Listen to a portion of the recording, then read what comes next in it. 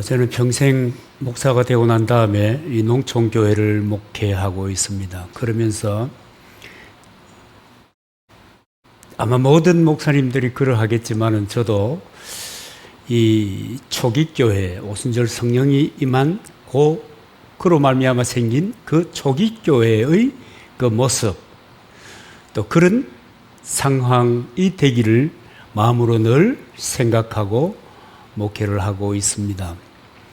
야, 시골에서 무슨 그런 생각을 할 수 있냐? 아니, 그러게 말이에요. 그런 생각이 늘 떠나지 않았습니다. 아마 이것은 사도행전을 읽을 때마다 오는 초기 교회에 대한 그 그리움 때문에 아마 그럴 것이다. 그런 생각을 합니다. 여러분, 교회가 뭡니까? 우리 다시 한번 생각해 볼 때, 교회는 그 스위스 신학자인 칼 바르트가 그런 얘기했습니다. 교회는 하나님이 지으신 공동체, 그리고 교회는 하나님의 말씀에 순종하는 죄인들의 공동체. 그런 말을 했습니다. 여러분, 그렇게 믿습니까? 저는 이 칼 바르트의 교회에 대한 정의를 대단히 좋아합니다. 하나가 빠졌지만 그럼에도 불구하고 하나님이 세우신 것이고 하나님의 말씀을 순종하는 죄인들의 공동체. 확실히 여러분, 이 스위스에서 목회를 하면서 동시 신학자였던 분이 해안을 가졌다, 그런 생각을 하게 됩니다. 그리고 우리가 성경에서 공동체로서의 교회를 가장 먼저 언급한 부분이 어디에 있는가 하면 마태복음 16장에 있는 것입니다. 마태복음 16장 16절이지요. 아마 18절이네, 그죠? 예수님께서 시몬에게 말씀하시기를 너는 베드로라, 내가 이 반석 위에 교회를 세우리니 음부의 권세가 이기지 못하리라 그랬습니다. 여러분, 교회는 하나님이 주인입니다. 하나님이 다스립니다. 하나님께 속한 것입니다. 그리고 또 하나는 이 세상에 정말 저주가 많거든요. 고통과 괴로움과 질병과 죽음과 등등. 이 저주, 이 사단의 저주가 미치지 못하는 유일한, 또 그 저주를 이길 수 있는 유일한 공동체가 바로 교회입니다. 음부의 권세가 이기지 못하리라. 그래서 여러분, 예수님은 공동체로서의 교회라고 하는 단어에 두 가지의 의미를 주고 있는데, 하나는 뭐냐면 내가 세웠다는 겁니다. 주님이 세웠습니다. 여러분, 그거 믿습니까? 우리가 이렇게 시골에 한적한 곳에 이렇게 몇몇이 모여 있지만 이 공동체는 주님이 세우셨다. 대단히 중요한 겁니다. 주님이 세우셨다. 개척자가 마음을 먹고 우리가 결의해서 공동체를 세웠다. 주님이 세우셨다. 그래서 주인이 주님이시고 소유가 주님이시고 교회는 주님께 속한 것입니다. 그래서 여러분이 공동체에 헌신하는 것은 주님께 헌신하는 것이다. 여러분, 그렇게 생각해 본 적이 있습니까? 공동체에 충성하는 것은 주님께 충성하는 것이다. 여러분, 공감이 됩니까? 주님이 세우시고 주님의 소유고 주님의 몸이라면 그것은 당연한 것입니다. 그래서 교회를 대항하고 해방하는 것은 주님을 해방하는 것이다. 여러분, 그렇게 생각하는 사람이 요즘 별로 없어요. 전자도 그렇지만 후자도 마찬가지입니다. 그런데 그것은 사실입니다. 그리고 또 하나는 음부의 권세가 이기지 못하는 공동체라고 하는 것입니다. 음부의 권세의, 사단의 권세의, 삶에 오는 모든 마이너스에 속한, 네거티브에 속한 그 모든 것을 이길 수 있는 권세가 공동체에 있습니다. 여러분, 이거 인정이 되십니까? 여러분, 인정하든 안 하든 하나님이 그렇게 말씀하시고 그분은 그렇게 공동체를 운영해 가시는 겁니다. 그런데 문제는 이제 우리가 하나님을 제한하는 겁니다. 내가 믿음으로 구원 얻었다. 거기까지만 믿는 겁니다. 내가 하나님을 예수 그리스도를 통해서 구원받았어. 그러나 그 다음에 모든 문제는 내 할 대로 가는 거야. 내가 노력해야 돼. 내가 애써야 돼. 내가 전투적으로 세상을 싸워야 돼. 그럴 때 인생에 있어서 승리의 쾌감이나 더 풍성한 삶이 다가오는 거야. 그렇게 믿으면 거기까지입니다. 그리스도께서 십자가에서 피 흘려주신 것, 채찍에 맞은 것으로 인하여 내 모든 삶의 고통을 벗어나게 되었다. 그렇게 믿으면 그렇게 되는 것입니다. 그러니까 하나님이 공동체를 통해서 주신 그 약속입니다. 내 믿음이 어디까지 가는가, 내 믿음이 어디에 있는가, 늘 그것에 관하여 하나님은 관심을 가지시는 것입니다. 그래서 여러분,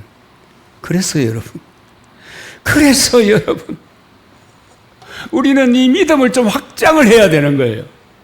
나에게 제한해서는 안 돼요. 여러분, 더 풍성한 축복이라고 하는 것도 내가 예수 믿으면 됐지. 하나님께서 무슨 내 삶에 풍성한 은혜를 주신다고 그것은 내가 하기 나름이야. 뭐 이러면 그래요. 애써서 힘써서 잠도 안 자고 전력 투구해야 합니다. 여러분, 공동체에 대한 믿음도 마찬가지입니다. 교회 공동체는 주님이 세운 것입니다. 교회 공동체를 통해서 하나님께서는 음부의 권세가 이기지 못하도록 능력을 주시고 보호하시고 그 공동체를 통해서 그 사람들에게 하나님을 믿는 사람들에게 은혜와 복을 베풀어 주시는 것입니다. 여러분, 이것을 믿으면 그렇게 되는 것입니다. 안 믿으면 의미 없습니다. 그저 주일날 한번 교회 가는 것, 그것으로 끝입니다. 여러분, 하나님이 다스리신다고 믿으면 교회 공동체를 통해서 쏟아지는 얼마나 엄청난 은혜가 있고 하나님이 주시는 복이 있는데 내가 그것을 철저하게 제한하는 겁니다. 이해가 안 돼요. 물론 저도 그렇게 이해되지 못하는 그런 생각을 할 때가 있으니까 인간이 이해가 안 돼요. 믿는 것이 어렵습니까? 뭐 어렵겠어요. 내 마음먹기 나름인데. 그잖아요. 내가 인정하고 받아들이면 되는 건데 이게 무슨 심각한 노동력이 필요한 것도 아니고 결심이 필요한 것도 아닙니다. 그렇잖아요. 수십억 드는 것도 아니고 내가 믿음으로 수용하면 되는데 내가 스스로 이것을 제한하는 것입니다. 그렇기 때문에 하나님께서는 믿는 자에게 능치 못한 일이 없느니라, 불가능한 일이 없다, 그렇게 얘기하는데 우리의 삶 앞에는 늘 불가능이 도대체 넘지 못할 산들이 절비하게 서 있는 것입니다. 왜요? 나 때문에. 내가 안 믿어주니까. 여러분, 사람도 그렇잖아요. 안 믿어주면 거기까지예요. 믿어주면 그 이상이에요. 그리고 에베소서 2장 19절에 보면 하나님께서 친히 세우신 공동체로서의 교회, 지체된 사람들에 대한 정의를 이렇게 이야기하고 있습니다. 그러므로 이제부터 너희가 외인도 아니요 손도 아니요 오직 성도들과 동일한 시민이요 하나님의 권속이다. 권속이라는 말은 가족이다. 마르고 닳도록 얘기하는데 마르고 닳도록 잘 안 되는 거 여러분 신기합니다. 왜 안 될까? 그런데 성경은 그렇게 이야기하고 있다는 것입니다. 식구라는 거예요. 교회에 대한 대단히 중요한 정의 중에 하나가 식구라는 거예요. 가족이라는 거예요.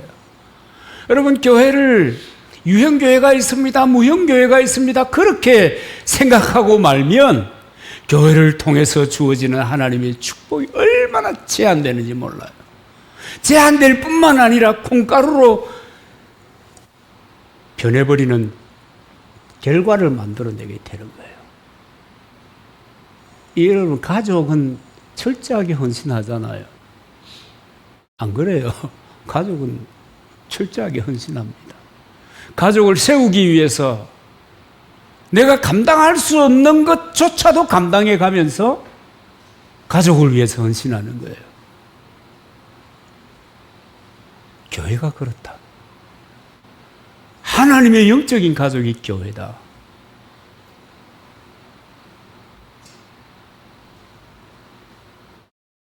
사도 바울이 에베소 교회에게, 그렇지, 조금 가장해 볼까요? 피를 토하는 심정으로, 너희는 가족이야, 제발 좀 싸우지 마라, 이 인간들아.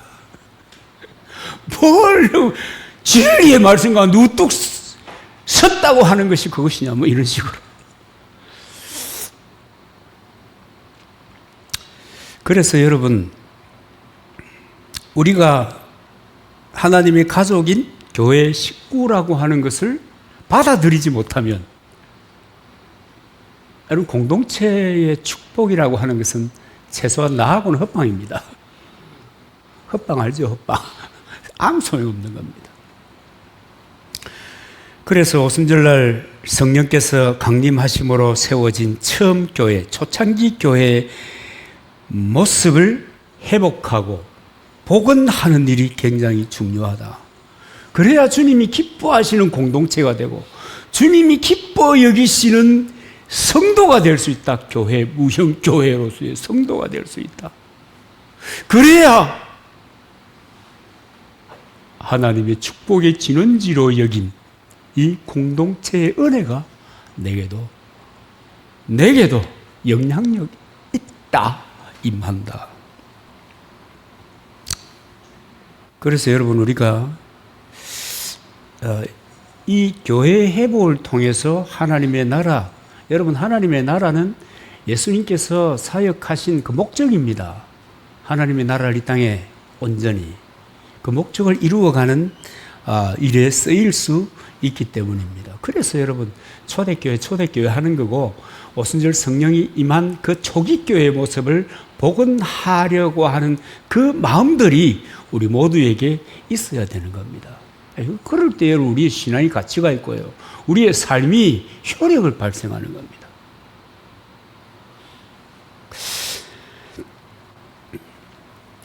예수님께서 부활하시고 40일 만에 감람산에서 성천하실 때 제자들에게 그런 말씀하셨습니다. 예루살렘을 떠나지 말고 내게 들은 바 아버지의 약속하신 것을 기다리라. 몇 날이 못하여 성령으로 세례를 받으리라. 그리고 오직 성령이 너희에게 임하시면 너희가 권능을 받고 예루살렘과 유대와 사마리아와 땅끝까지 내 증인이 되리라 그랬습니다. 그래서 그 말씀을 믿고, 그 말씀을 믿었다고 하는 것은 피상적인 얘기가 아니에요. 그 말씀이 이루어질 줄 믿고, 여러분, 이것이 그리스도인의 삶의 모습입니다. 그리고 함께 모여서 열심히 기도했더니 10일 후 오순절날 성령이 그들에게 임하게 된 것입니다. 성령 강림을 경험하고 나니까, 성령을 경험하고 나니까 이 사람들이 숨어서 지냈는데, 늘 경계하면서 지냈는데, 늘 영향력이 높은 위치에서라도 조심스럽게 그리스도의 복음을 얘기했는데, 그 오순절에 성령 강림을 경험하고 난 다음에는 이 사람들이 담대해졌다는 거예요. 이 사람들이 놀랍도록 담대해진 거예요. 그 복음을 전했습니다. 이분들이 복음을 전했더니 어떤 날에는, 날마다 그랬던 건 아니죠, 어떤 날에는 3,000명씩 5,000명씩 한번 쓰리어 하는데 이 사람들이 모여들기도 하지만 변화가 되어서 그리스도인이 되더라는 거예요. 이런 놀라운 일들이 일어나기 시작했습니다.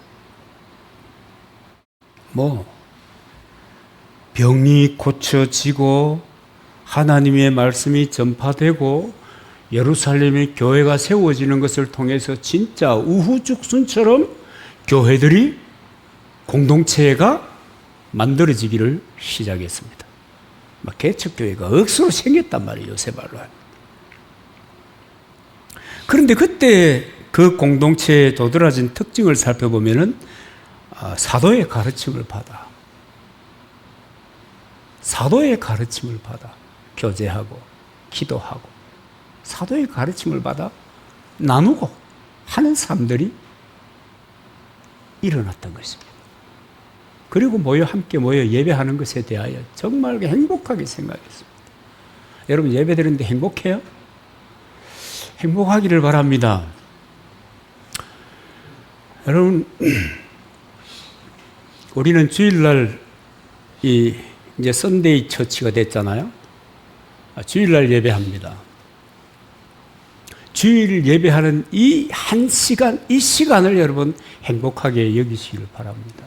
하나님의 말씀을 듣고 내 삶을 교정하고 장차 내게 다가올 영원한 나라를 위해서 또 하루에 또 한 주간의 삶을 시작하는 겁니다. 그래서 여러분 이 예배가 모임이 의미가 있는 겁니다.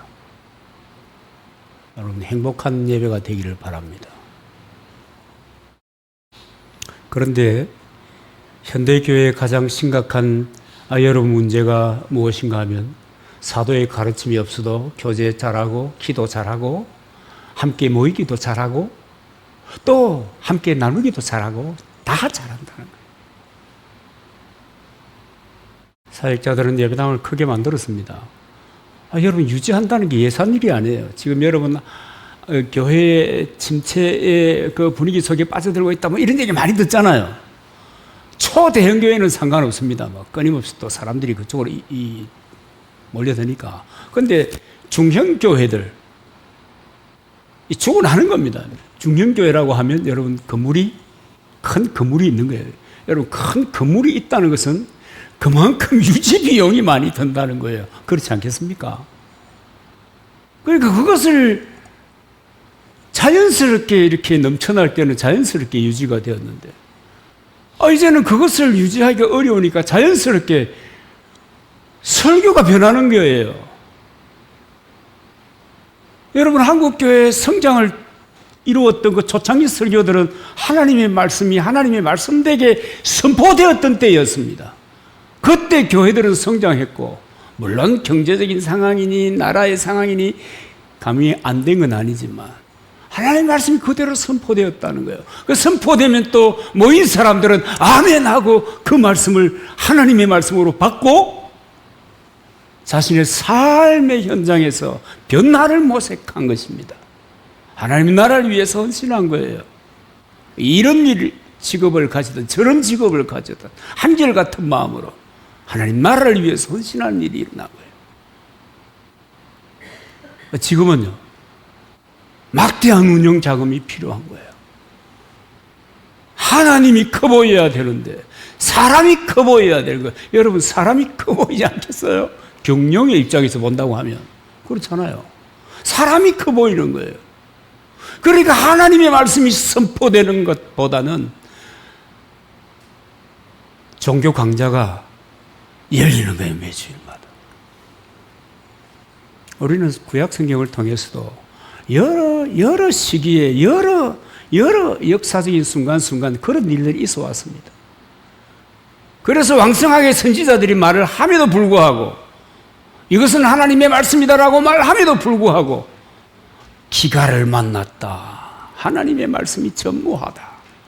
뭐 이런 이야기들이 이 성경을 통해서 얼마든지 우리가 볼 수 있는 것입니다. 교회에도 화려한 예배당이 있어요. 교제도 있고요. 기도도 있는데요. 바른 말씀의 선포가 없는 거예요.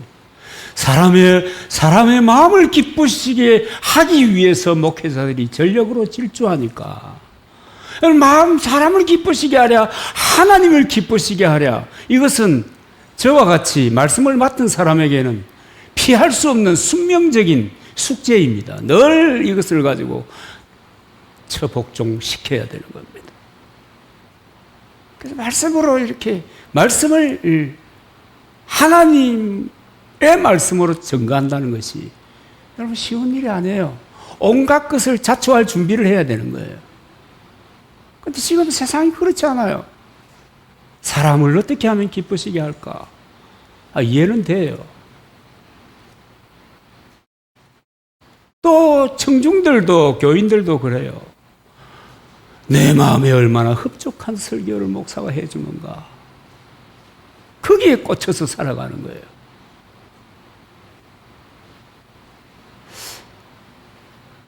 물론 이것은 종말의 전조입니다. 깊어가는 종말의 현상입니다. 그러니 어떡하겠어요? 듣기 거북한 얘기는 하지 않는 거죠. 회개합시다. 십자가를 따라 삽시다. 예수를 본받아 사는 삶이 그리스도인의 삶입니다. 여러분, 이것은 설교의 조미료 같이 쓰이는 거예요. MSG하고 똑같아요. 어떻게 하면 한 사람이라도 더 강단에 그 공동체에 엮어 넣을 수 있는가? 여기에 골몰하고 있는 거예요. 여러분, 교회는 계몽이 많은 데가 아니에요. 교회는 하나님의 말씀에 순종하는 사람들이 모인 죄인들의 공동체예요. 그래서 우리가 늘 하나님의 말씀 앞에 설 때마다 우리 자신을 돌아보게 되는 것입니다. 그런데 여러분, 성경은 이렇게 얘기합니다. 멸망으로 인도하는 문은 크고 그 길이 넓어 들어가는 사람이 많고 생명으로 인도하는 문은 좁고 협착하여 찾는 이가 적다. 안디옥 교회 사람들은 그 모범을 보여주잖아요. 야, 이것이 정말 하나님의 말씀인가 하고 그 말씀을 되새기고 점검했습니다. 되새기고 점검하고 되새기고 점검하고. 그래서 내가 정말 하나님 앞에 바른 삶을 살아야 되겠다. 여기에 초점을 맞추고 살았습니다. 그런데 지금은요, 얼마나 내 마음에 흡족한 메시지인가. 그 예배에 참석했더니 정말로 내가 기분이 좋아지더라. 행복하더라. 거기에 초점이 맞추어져서 그런 말씀인가를 살피는 시대를 우리가 살아가고 있고 사람들은 그렇게 생각하고 있습니다. 여러분, 제가 지난주에 복음서에서 예수님께서 가장 많이 사용하는 단어에 대해서 말씀을 드렸습니다. 그 질문을 던졌을 때 많은 사람들은 사랑일 거다 이렇게 생각했을 겁니다. God is love. 하나님은 사랑이신. 그런데 뭐였습니까? 진실이었습니다.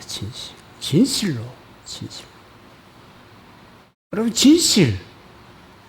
이 사도의 가르침은 진실입니다. 바른 말씀입니다. 그것이 선포되어서 하나님의 백성들이 하나님의 백성답게 단련되도록 세우는 그런 말씀이었습니다. 기억나십니까? 그 다음에 뭐였죠? 기억납니까? 두려움이었죠. 그 세상사 여러분 믿음 빼버리면 전부 다 두렵습니다. 우리가 하나님을 전적으로 의지하지 않으면 모든 것이 두려움 투성이로 내게 다가오는 거예요. 여러분, 한 번도 살아보지 못한 오늘 우리가 살고 있다는 거 알고 계십니까? 이 다음 순간에 무슨 일이 일어날 것이라는 걸 예측이 되십니까? 어제도 그랬으니까 오늘도 그럴 것이다. 이 모두에게 적용되는 이야기가 아닙니다. 그래서 두려운 거예요. 그럼에도 불구하고 예수님께서는 하나님의 나라를 위하여 그 두려움 속에서 그 진실, 그 하나님의 말씀을 가지고 하나님 나라를 위해서 헌신해. 예수님 얘기 늘 하셨던 거죠. 여러분, 사도들은 무엇을 가르쳤습니까? 역시 마찬가지죠. 오늘의 교회처럼 사랑이니 포용이니 공감이니 이념이니 이런 것을 강조했을까? No. 어떻게 하면 하나님의 사람들이 하나님의 사람들답게 살아갈 수 있을까? 어떻게 해야 그렇게 할 수 있을까? 그래서 여러분, 바른 메시지를 증거하기에 늘 고민했던 것입니다. 그래서 여러분, 성경도 그래요. 사랑을 말할 때 안타까움으로, 인간에 대한 안타까움을 가지고 감정적인 표현을 하지 않았습니다. 여러분 다 힘들게 살잖아요. 지금 어마어마하게 힘들거든요. 여러분들은 별로 힘 안 들게 되기를 주님의 이름으로 축복합니다.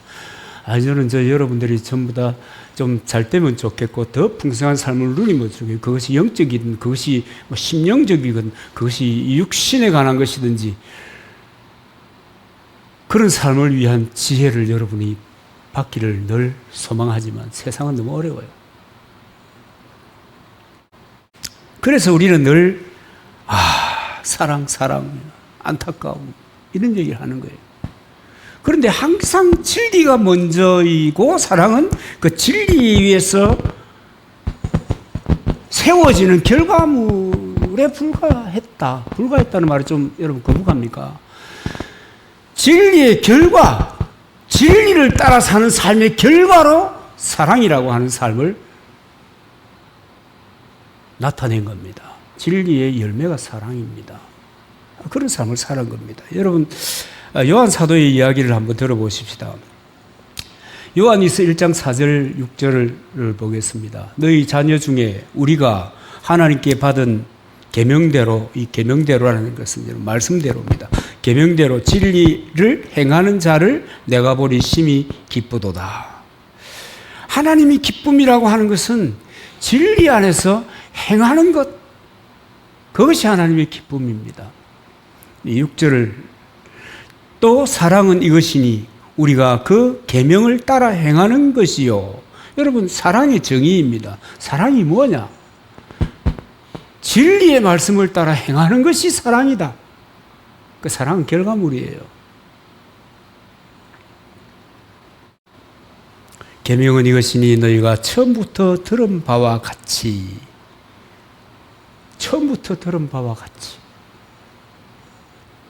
그럼 다 우리가 여러 번 오래 신앙생활한 사람들은 다 듣고 또 들어왔잖아요. 그 가운데서 행하라. 여러분, 교제 중요하죠. 기도가 얼마나 중요한데요. 기적을 경험하고 행하는 것 중요하지요. 나눔도 중요하지요. 그러나 이 모든 것의 동기는 사도의 가르침을 받아.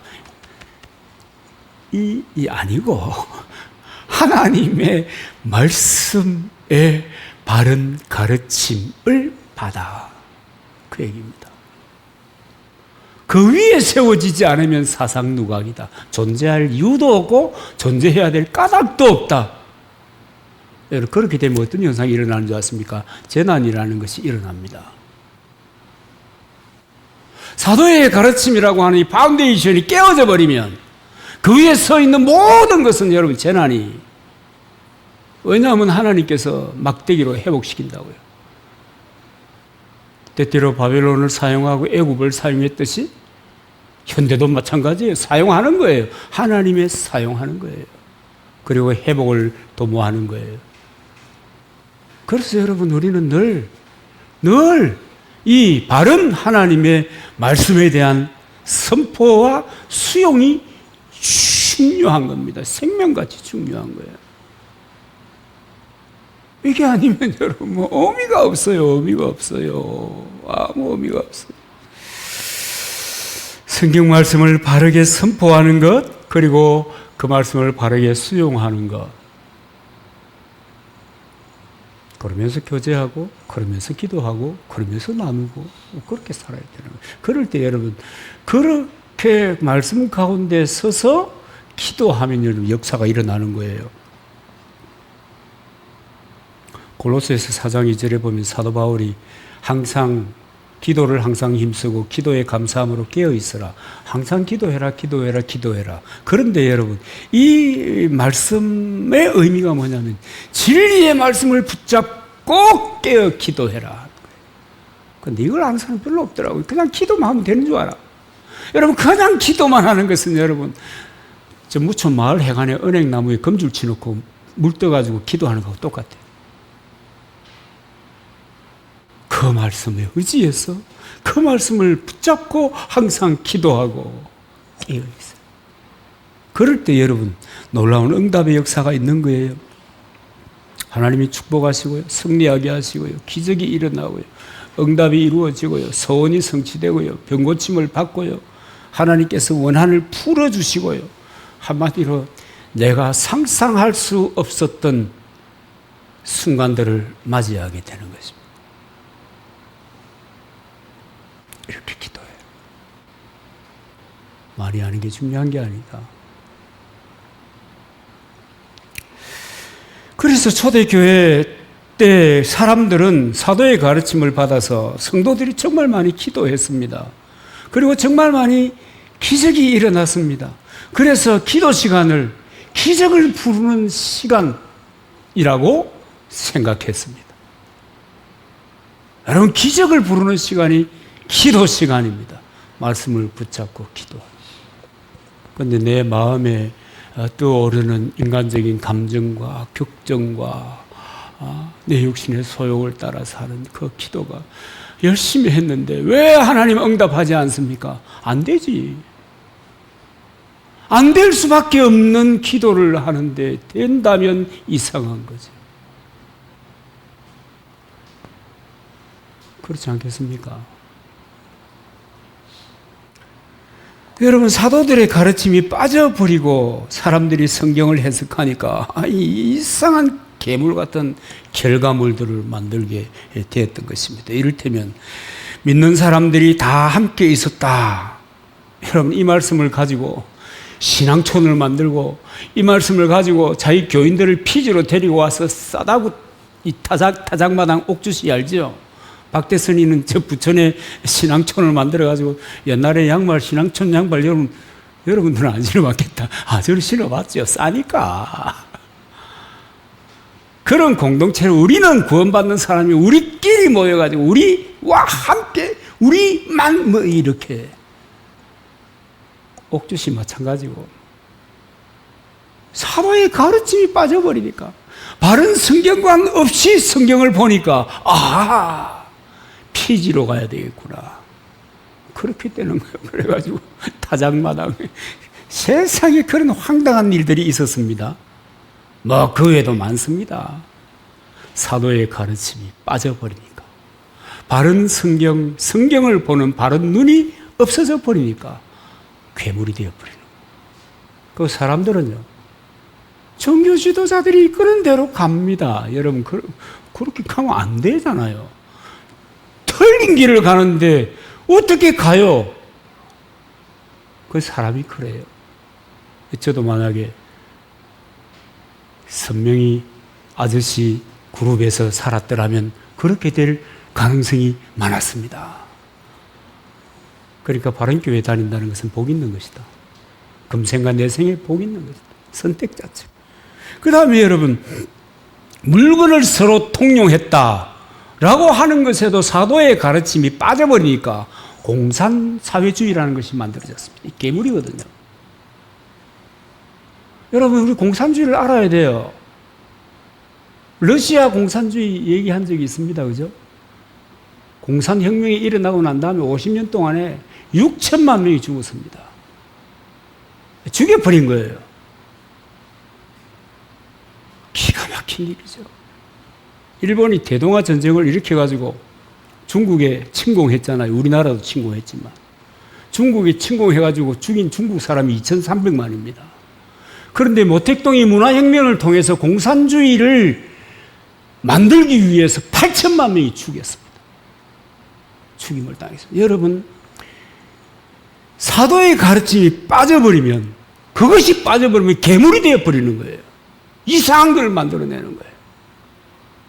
그래서 성경은 살리는 것인데, 바르게 말씀이 증거되고 하면 그 말씀이 사람을 살리고 세우는 역사를 만들어내는데, 사도의 가르침이 빠져버리면 죽이고 살육하는, 자기 목적을 위해서 모든 사람을 수단화시켜버리는 이런 일들이 생겨나는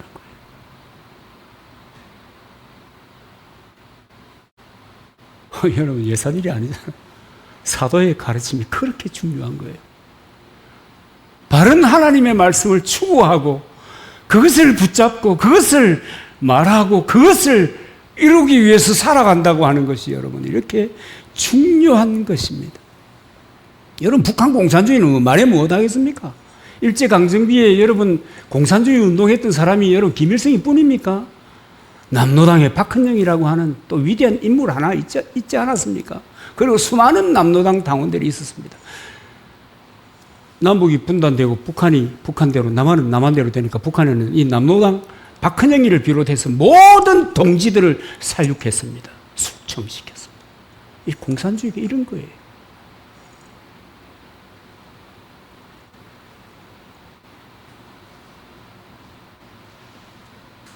빌리 그레함이 평양에 한 번 갔거든요. 김일성 주석이 오라고 해가지고. 그때 조건이 뭐였는가 하면 예배당에 가서 내가 설교하도록 해줘라. 그러면 내가 갈게. 그래서 세워진 게 봉수교회입니다. 봉수교회 공산주의자들이 사상 이념이 잘 학습된 공산주의자들이 꽉 모여있는 그곳에서 빌리 그레함이 예수 그리스도를 전했습니다. 아주 오라고 했으니까 조건이 그런 거였으니까 그때 복음이 들어갔어요. 그 이전까지는요. 평양을 동방의 예루살렘이라고 했는데 예루살렘은 개뿔 공산주의가 들어가니까 전부 다 문을 닫고 다른 쪽으로 전용이 되었습니다. 그때 비로소 1992년이네요. 그때 비로소 의용 예배당이라도 한 개 세워진 거예요. 여러분 공산주의 아이고 무섭습니다. 2013년 12월에 김정은이가 이거는 주석이라는 그 너무 동네니까 인정해 줘야 되잖아요. 저끼리 하는 건데. 근데 이건 고모부 장성택이를 어떻게 잔인하게 숙청했는지 몰라요. 이게 공산주의예요. 사도의 가르침이 있는 바른 말씀이 선포되는 것에는 사는 역사가 일어나요. 그것이 상처고 아픔이고 그것이 내 가슴을 후벼 파가지고 하나님 왜 날 이렇게 괴롭게 하나요? 그렇게 하더라도 그런 과정을 통해 사는 역사가 일어나요. 공산주의는 아니에요. 성경을 보고 듣고 읽는데 바른 말씀에 해석이 없으면 사도의 가르침이 없으면 이처럼 잔인하게 적용되는 것입니다. 여러분 내 영혼의 장래 우리 민족의 장래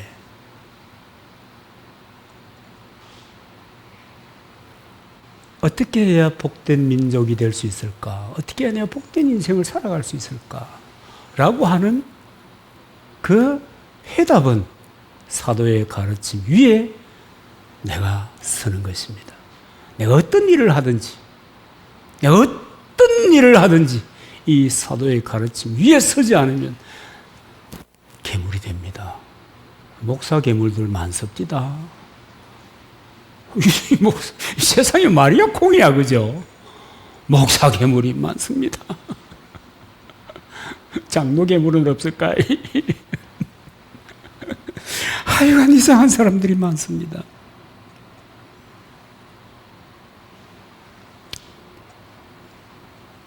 교회가 선포하는 사도의 가르침, 바른 말씀 선포, 그리고 그 말씀을 따라 살아가려고 하는 우리들의 결심, 결단, 기도, 헌신, 이런 데에 여러분 우리의 장래가 있는 것입니다.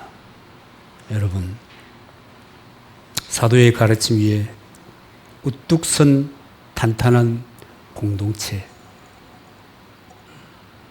그리고 내 영혼이 주의 손에 있나이다. 내 삶이 주의 손에 있나이다. 주께서 나의 왕이십니다라고 하는 고백이 있는 그런 삶을 살아가게 되시기를 주의 이름으로 축복합니다.